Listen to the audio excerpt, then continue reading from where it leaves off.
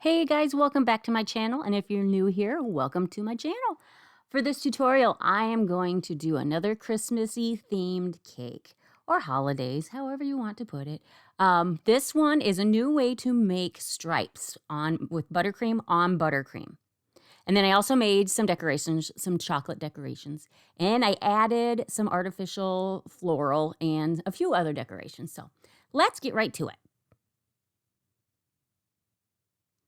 First thing I'm going to do is make these lollipops, and I am making them with ISO Melts by Satin Ice.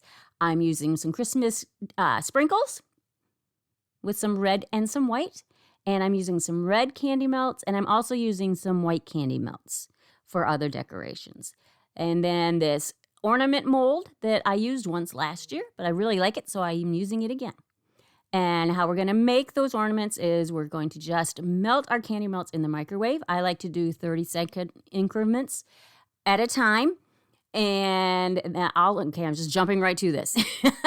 And the ISO melts, you do the same thing. I let them melt for about a minute and a half total to 2 minutes total until it is bubbling and clear. And you pour that in your silicone mold and then immediately insert your lollipop sticks. And then before it sets up on some of them, I added some of those sprinkles. And I had some more ISO melt left, so I just added some red food coloring. I think this is Satin Ice Very Red is what I used on these, and just doing the same thing. I love these ISO melts. They work really well, and they do come in a few colors, pre-colored. I like them because you don't have to go through the whole heating it to a certain temperature like you do with the granulated isomalt crystals. I mean, I'll still use those. I will still use those because I do find that method, it sets up a little slower. With the isomelts, it sets up a little faster. So it's probably going to depend on what I'm doing. And then these lollipops, you can add, I should say too, you can add flavoring. Like for these, I would probably add a peppermint for Christmas if I were to be doing this for an order. This is just for demonstration purposes, so I didn't bother with that. No reason to waste product. But then once they set up, a good way to shine them up, because when they're against the silicone, they get a little cloudy sometimes, is just using creme brulee torch and just going over the top, and that removes bubbles, and it clears them up. Don't keep it in one spot for too long, otherwise you will remelt the ISO mold. And then, since I already have my chocolate melted apparently, just the way I edited this, sorry, I have that mold has those liners so that you can get the thinner shell. I'll try to add a link on where to get those. And then put those into your refrigerator to firm up. And now I am spraying some confectioner's glaze onto the lollipops to keep them sealed so that they do not cloud over again. Now, I don't know if I would do that if that were to be something that would be eaten. It is edible, but I don't know if I would want to eat confectioner's glaze. That'd be a personal preference, I believe. And now, since everything is, the shells are hardening and the lollipops are done, I went ahead and leveled my cakes and filled them. Now that was, as I'm showing you how I did the white here, the cake had 5 layers of cake, and I would suggest adding dowels in between, in the middle of the cake, like after the 3rd layer, if you're doing that for an order. And there I showed you how I whitened up my buttercream. It had been in the freezer. I had leftover buttercream. My recipe freezes very well, but it turns a little yellow. So I added a little white to it, and then I used the same buttercream pre-whitened, and I added red. And using your food processor like that helps you use less of your food coloring. It's a really good trick, and it removes air bubbles. So I really like using that method. And then I'm just using some butter ganache. Last week, I did a cake with butter ganache, and I had some extra, so I am just using it to seal my cake. And here's a trick, too. If you do not place dowels in there, ganache is a really good way to add stability to your cake. Anytime, especially with a taller cake. And then I put that in the refrigerator to firm up. And then I'm removing my red ornament shells from the mold.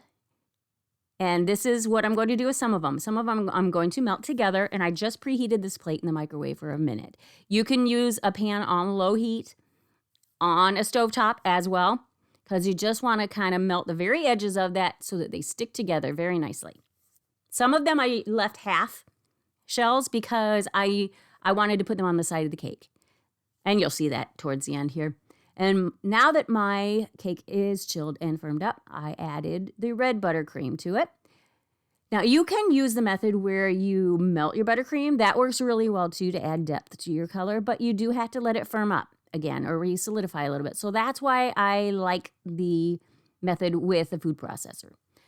Now, to get the stripes, I'm using those 3 different sizes of ribbon. What I did, this was my first time doing this, so I would make an adjustment to it. But for the video, for this one, I'm using shortening. I just coated the entire cake so that that ribbon sticks to it.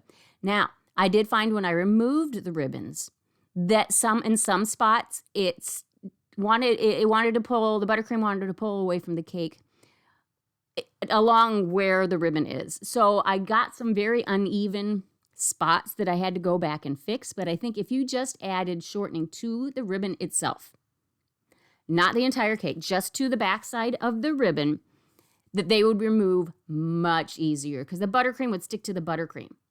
Does that make sense? But the ribbon is not going to stick to the buttercream. So when you remove those, like I will show you shortly here, it's going to only remove where the ribbon is. So take note, I would not add it to the entire cake.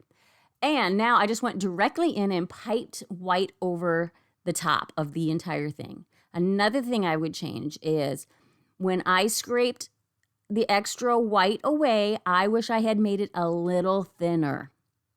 So you can see right there where it wanted to stick. And I just left this in because I want you to see where I have some spots that didn't work out well, just so you learn what not to do. It still worked out really pretty, but you're going to have spots if the buttercream pulls away because it's too thick, number 1, and number 2, because you put shortening on the entire cake like I did. It's a good place to place your decorations. Keep that in mind. Because I cleaned it up as best as I could, but there were still spots that were not real great.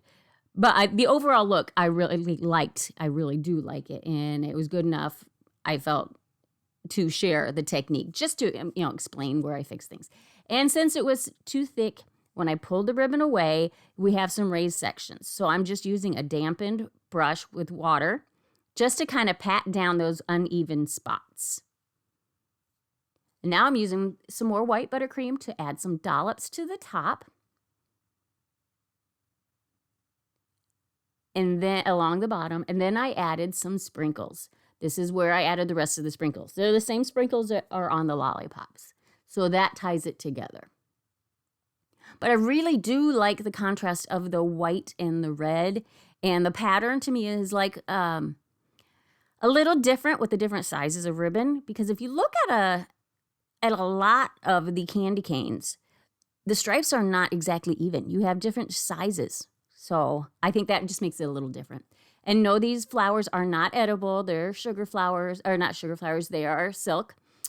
But I really liked how they had the frosted parts on the petals and the leaves. I think that really goes with winter and the holidays. And then I'm just using my lollipops and my ornaments to decorate the rest. I'm just attaching those with some buttercream.